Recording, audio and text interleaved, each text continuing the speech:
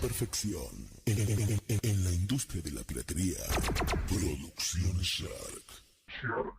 En MP3. Ahí se menea, se menea, se menea, se menea, se menea, se menea, se menea, se menea, se menea.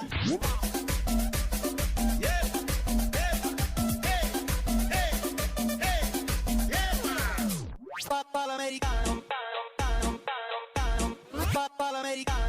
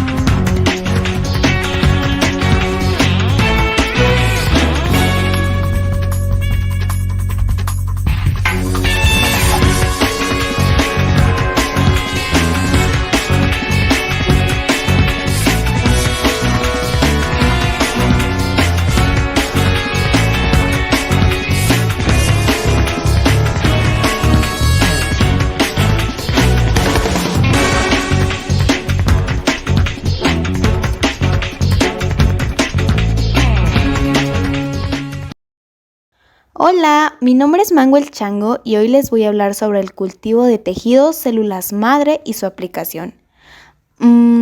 Pero, ¿qué serán?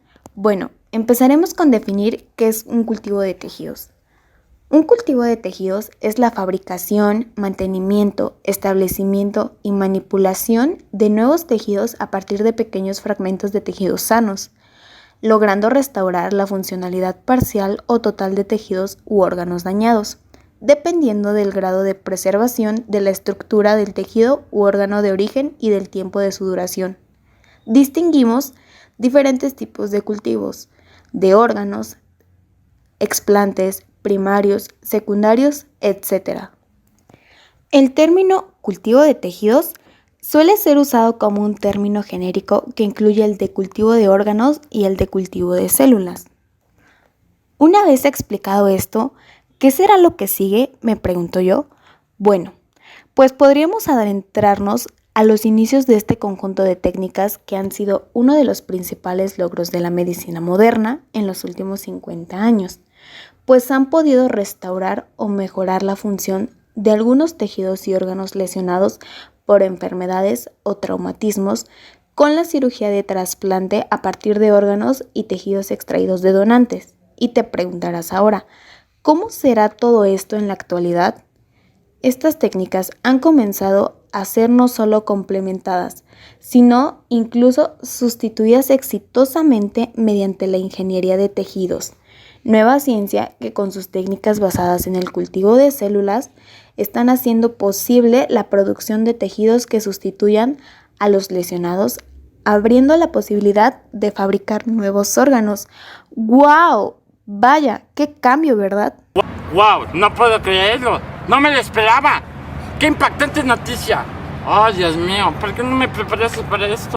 Pues no es todo. Verán, a partir de un pequeño fragmento de tejido se puede lograr restaurar la funcionalidad parcial o total de los tejidos u órganos dañados, como lo ejemplifican los logros alcanzados con los cultivos de piel, córnea, cartílago, hueso, músculo, tejido nervioso y tejido glandular, entre otros.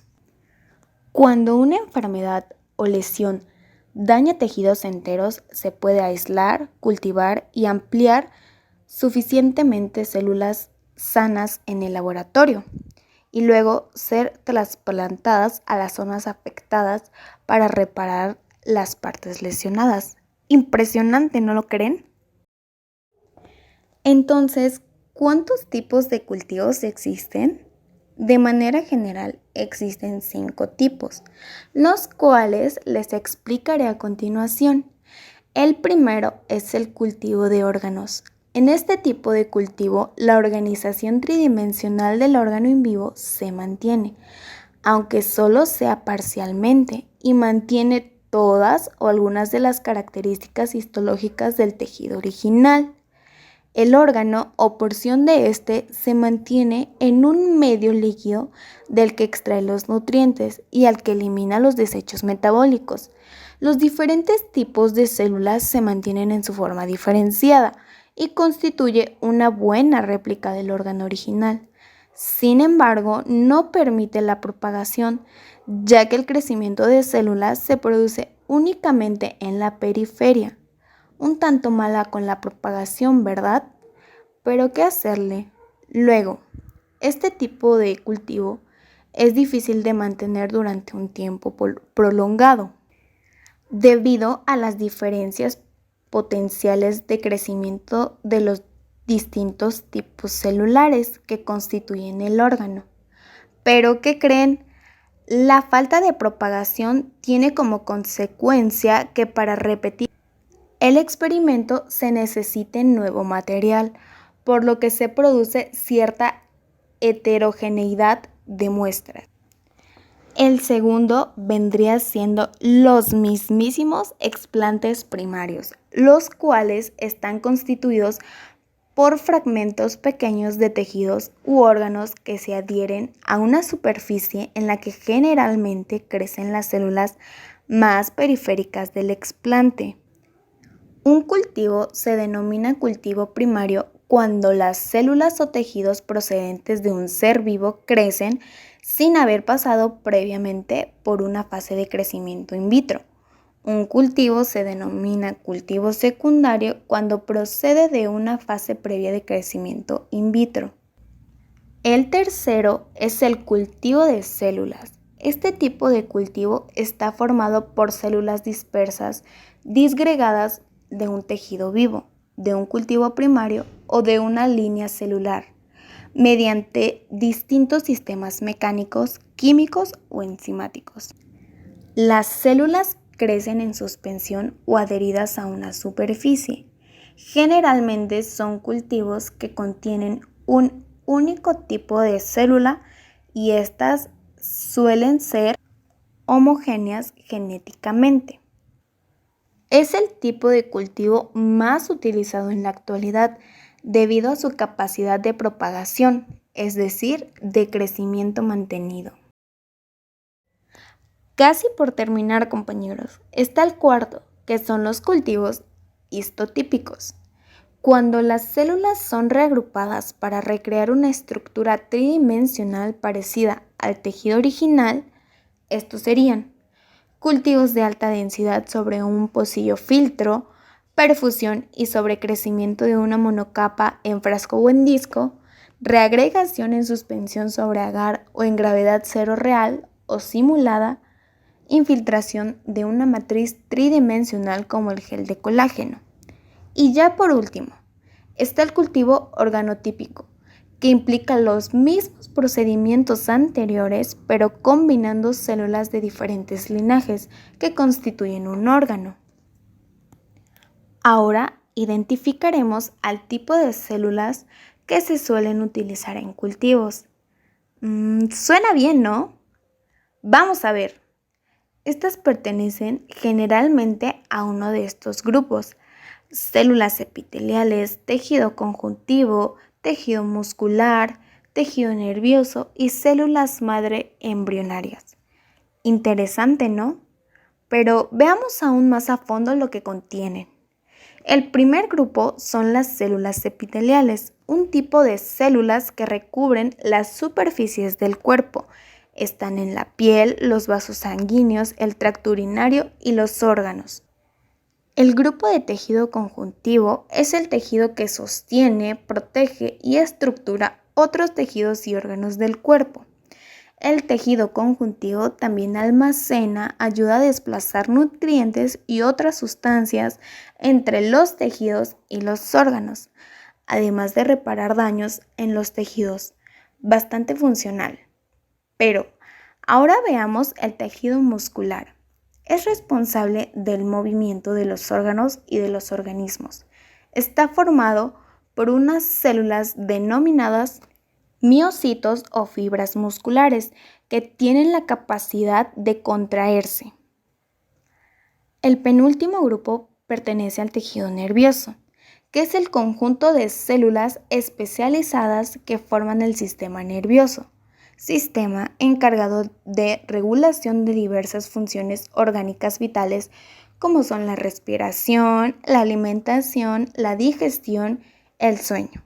No olvidemos a un último de la lista, pero no menos importante, nada más y nada menos que las células madre embrionarias.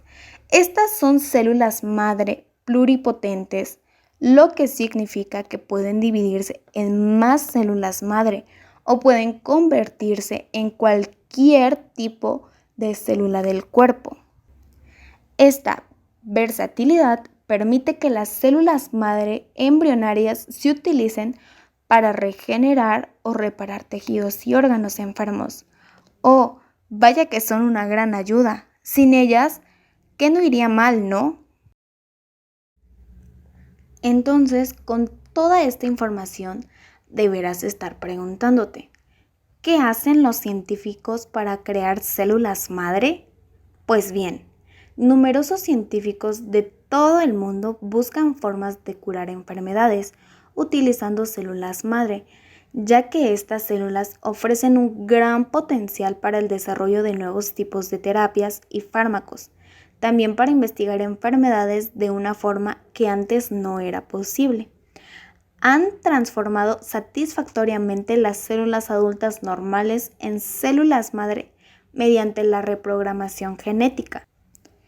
Al modificar los genes de las células adultas, los investigadores pueden reprogramar las células para que actúen de manera similar a las células madre embrionarias, que se obtienen a partir de embriones en etapa temprana, un grupo de células que se forman cuando el óvulo de una mujer es fecundado con el espermatozoide de un hombre, en una clínica de fertilización in vitro. Se obtienen de la sangre del cordón umbilical en el momento del parto. Esta sangre es procesada y se seleccionan las células madre hematopoyéticas que son congeladas y guardadas en bancos públicos o privados. Como verán, es un largo proceso, pero que al final es para un bien, después de todo. Pero la cosa no acaba aquí, pues miren, las células madre pueden utilizarse para regenerar un órgano. Esto es en la terapia con células madre, también conocida como medicina regenerativa. Promueve la respiración de tejidos enfermos, disfuncionales o lesionados, utilizando células madre o sus derivados. Es el próximo capítulo en el trasplante de órganos y utiliza células en lugar de órganos de donantes, cuyo suministro es limitado.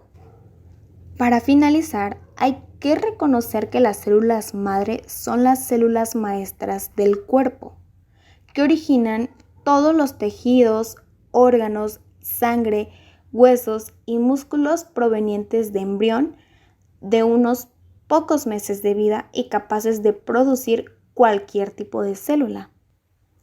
Espero hayan comprendido su importancia y también aprendido sobre las técnicas de cultivo y cómo cambiaron.